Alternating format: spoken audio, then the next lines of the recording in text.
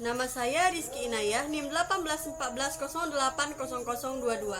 Saya dari kelas Fisika 18 akan mempresentasikan makalah saya yang berjudul Analisis Penyerapan Sinar atau Radiasi Matahari Sehat terhadap Kulit. Nah, makalah ini sebagai tugas saya pada mata kuliah seminar fisika yang diampu oleh Ibu dosen Ibu Wadelia Jamista MSI. Pertama kali saya akan menjelaskan apa sih latar belakang dari makalah yang saya buat ini. Nah, latar belakang yang paling utama dari makalah yang saya buat ini adalah pentingnya pengetahuan mengenai penyerapan sinar atau radiasi matahari sehat terhadap kulit. Banyak penelitian yang telah membuktikan bahwa masyarakat Indonesia masih banyak yang kekurangan vitamin D. Sungguh disayangkan karena Indonesia sendiri adalah negara tropis yang hampir setiap hari terpapar oleh sinar matahari. Hal ini difaktori oleh beberapa hal. Yang pertama, kurangnya pengetahuan seberapa penting vitamin D dari paparan sinar matahari. Yang kedua, tinggi rendahnya permukaan suatu tempat atau zona. Yang ketiga, intensitas cahaya pada saat berjemur. Yang keempat, kondisi kulit setiap orang itu berbeda-beda. Yang kelima, cuaca pada saat berjemur, dan masih banyak faktor yang lain yang menyebabkan masyarakat Indonesia itu kekurangan vitamin D. Rumusan masalah pada makalah yang saya buat ini, yang pertama adalah bagaimana cara mendapatkan sinar atau radiasi matahari sehat agar bermanfaat bagi kulit. Yang kedua, bagaimana penyerapan sinar atau radiasi matahari sehat oleh kulit. Yang ketiga adalah bagaimana aplikasi konsep fisika pada proses penyerapan sinar atau radiasi matahari sehat. Nah, tujuan dari pembuatan makalah ini adalah untuk mengetahui dan memahami bagaimana cara mendapatkan sinar atau radiasi matahari sehat oleh kulit. Yang kedua, mengetahui dan memahami bagaimana proses penyerapan sinar atau radiasi matahari sehat terhadap kulit. Yang ketiga, mengetahui dan memahami bagaimana aplikasi konsep fisika terhadap proses penyerapan sinar atau radiasi matahari sehat. Yang kelima, mengetahui dan memahami tips dan trik untuk mendapatkan sinar atau radiasi matahari sehat. Batasan masalah pada makalah yang saya buat ini adalah memaparkan bagaimana cara mendapatkan sinar atau radiasi matahari sehat agar bisa bermanfaat bagi kulit, dan memaparkan bagaimana proses penyerapan sinar atau radiasi matahari sehat oleh kulit. Selanjutnya, memaparkan bagaimana aplikasi konsep fisika terhadap proses penyerapan sinar atau radiasi matahari sehat. Selanjutnya adalah memaparkan tips dan trik bagaimana cara mendapatkan sinar atau radiasi matahari sehat agar bisa bermanfaat bagi tubuh. Isi makalah saya berisi 5 poin pokok. Yang pertama adalah sinar atau radiasi matahari sehat. Nah, sinar atau radiasi matahari sehat ini adalah cahaya matahari yang memberikan efek baik terhadap tubuh yang bisa dimanfaatkan baik untuk pertumbuhan maupun metabolisme tubuh. Nah, sinar atau radiasi matahari sehat ini dapat kita rasakan setiap hari mulai dari pukul 7 sampai 9 pagi dalam durasi 20 sampai 25 menit 3 kali seminggu. Namun, durasi ini dapat difaktori oleh beberapa hal juga. Yang pertama adalah tinggi rendahnya suatu tempat. Yang kedua, intensitas cahaya matahari saat berjemur. Yang ketiga, kondisi kulit yang berjemur. Yang keempat, cuaca pada saat kita berjemur. Sinar atau radiasi matahari terbagi menjadi 3 jenis. Yang pertama ada UVA. Nah, UVA adalah sinar panjang yang sangat merugikan tubuh manusia. Yang kedua adalah UVB. UVB adalah sinar pendek yang bisa bermanfaat bagi tubuh manusia. Yang ketiga adalah UVC. Nah, UVC sendiri adalah gelombang terpendek dari radiasi matahari. Karena dia terpendek, dia terperangkap di atmosfer dan tidak sampai ke bumi. Nah, sinar yang sampai di permukaan bumi terbanyak adalah infrared sebesar 56%, diikuti oleh sinar tampak sebesar 39%, ultraviolet UVA sebesar 5%, dan UVB 0,1%. Nah, sinar UVA mempunyai panjang gelombang 315 sampai 400 nanometer. Sinar UVA berbahaya bagi kulit karena bisa memproduksi reaktif oksigen spesies atau ROS yang dapat merusak pembuluh darah, serat kolagen, serat elastis, dan menimbulkan penuaan kulit. Nah, UVB memiliki gelombang sebesar 290 sampai 315 nanometer, sekitar 5 sampai 10% dapat mencapai permukaan bumi. Nah, UVB ini memiliki energi yang tinggi dan menyebabkan kulit kemerahan. Sinar UVB sebagian diemisikan ke bumi atau terutama yang panjang gelombangnya mendekati UVA. Sinar UVC dengan panjang gelombang 200 sampai 290 nanometer tidak dapat diemisikan ke bumi karena diserap lapisan ozon di atmosfer bumi. Nah, sinar UV memiliki pengaruh yang menguntungkan seperti produksi vitamin D dan juga bisa pengaruh yang merugikan terhadap tubuh manusia seperti reaksi terbakar surya atau sunburn, imunosupresi, penuaan kulit dini, karsinogenesis, dan lain-lain. Poin kedua pada makalah saya adalah manfaat sinar atau radiasi matahari sehat terhadap kulit. Manfaat yang pertama adalah membunuh kuman, bakteri, mikroba, dan sejenisnya. Yang kedua, membuat kulit tampak cerah, menjaga elastisitas kulit, serta mengobati penyakit kulit seperti jerawat, eksim atau radang, psoriasis atau sisik, stretch mark, luka, bisul, dan penyakit kulit lainnya. Manfaat yang ketiga adalah mencegah terjadinya TBC. Yang keempat, menambah dan menguatkan sistem kekebalan tubuh. Yang kelima, menghilangkan bad mood, stres, dan depresi akut hingga yang kronis.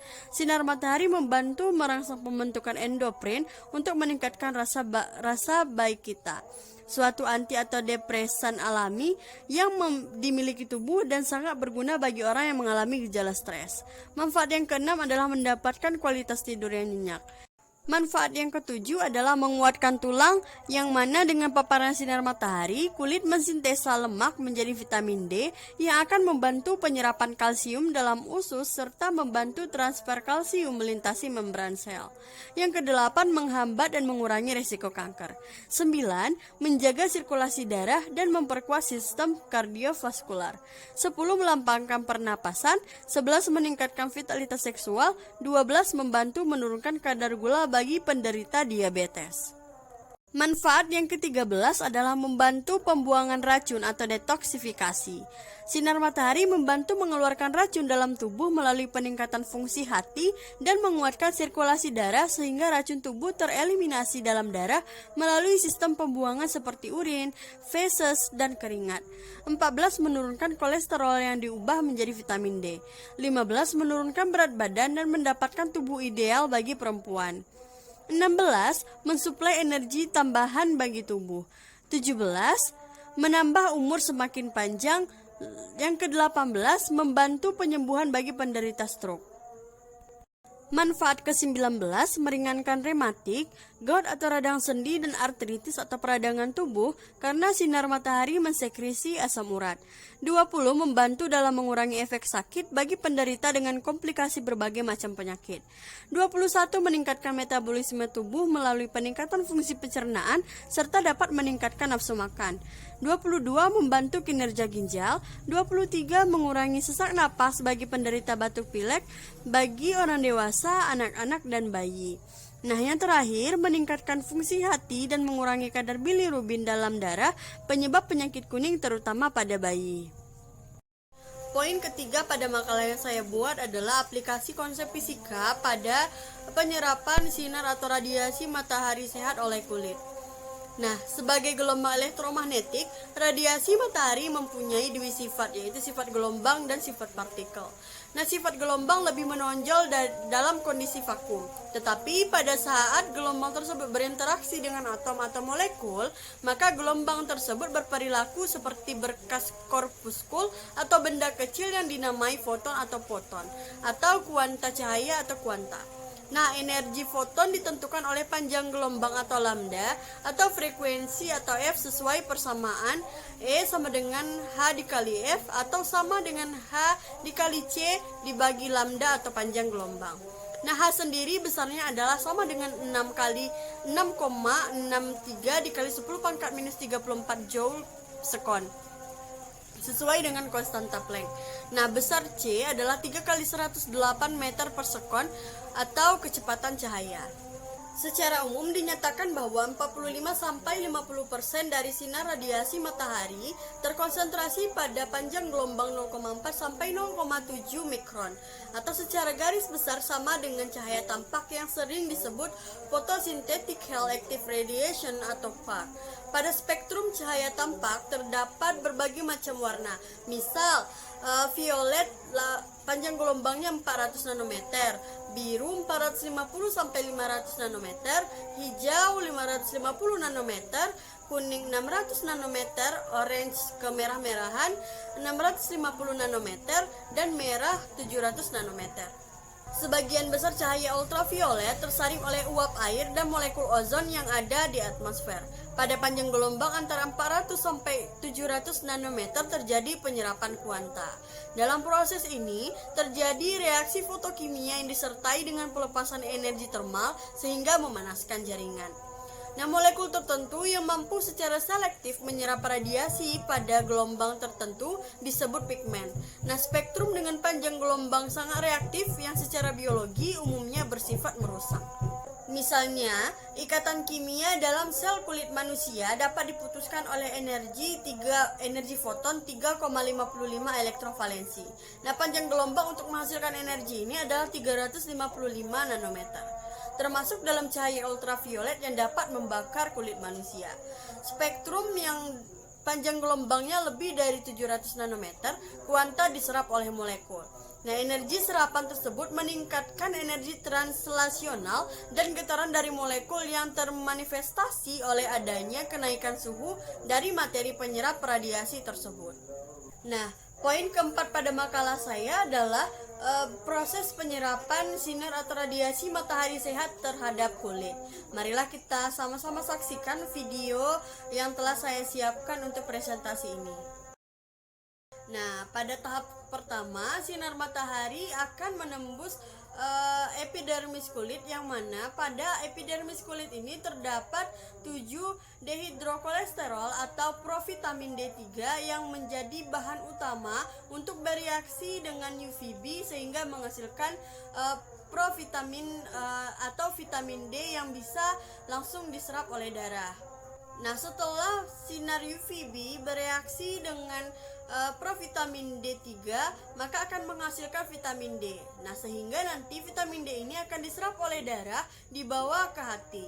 Nah, vitamin D yang dibawa oleh darah tadi akan sampai di hati dan berikatan dengan 25A hidrooksilase sehingga menghasilkan zat bernama 25A hidroksi kolekalsiferol. Nah, hasil dari hati tadi berupa 25A hidroksi kolekalsiferol bereaksi dengan 1A hidroksilase yang ada pada ginjal sehingga menghasilkan 1,25 dihidroksi kolekalsiferol. Nah, hasil dari ginjal inilah berupa 1,25 dihidroksi kolekalsiferol ini berupa zat vitamin D aktif yang akan bisa kita gunakan untuk hal-hal yang bermanfaat bagi tubuh seperti penguatan tulang, otot, dan jaringan-jaringan yang lain.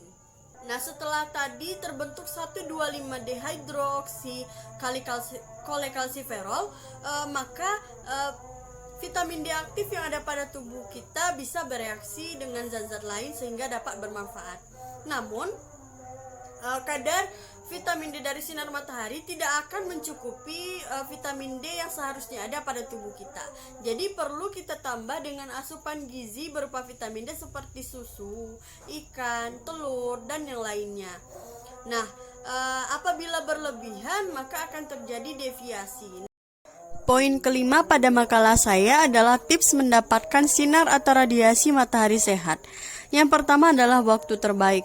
Paparan sinar matahari sebesar 1 satuan minimal erythemal dose atau MED, yaitu mulai munculnya kemerahan yang ringan di kulit, udah dapat meningkatkan konsentrasi vitamin D yang setara dengan suplementasi 10.000 sampai 20.000 IU. Intensitas UVB sinar matahari adalah rendah pada pukul 7 pagi, meningkat pada jam-jam berikutnya sampai dengan pukul 11 pagi. Yang kedua adalah durasi terbaik.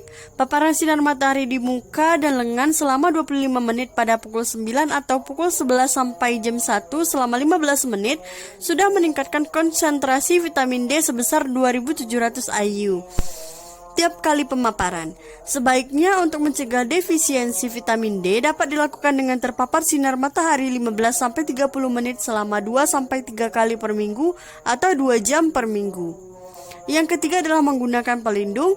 Keempat, menggunakan pakaian tipis. Tips yang kelima adalah saat berjemur, jangan hanya diam tapi lakukanlah aktivitas ringan seperti membaca buku, menyiram bunga, dan lain-lain. Yang keenam, cukupi asupan air saat berjemur, jangan sampai dehidrasi. Ketujuh, cari tempat yang nyaman dan tepat untuk mendapat paparan sinar matahari. Nah, tips yang terakhir, jika sudah merasa kepanasan, silahkan istirahat agar kulit tidak terbakar.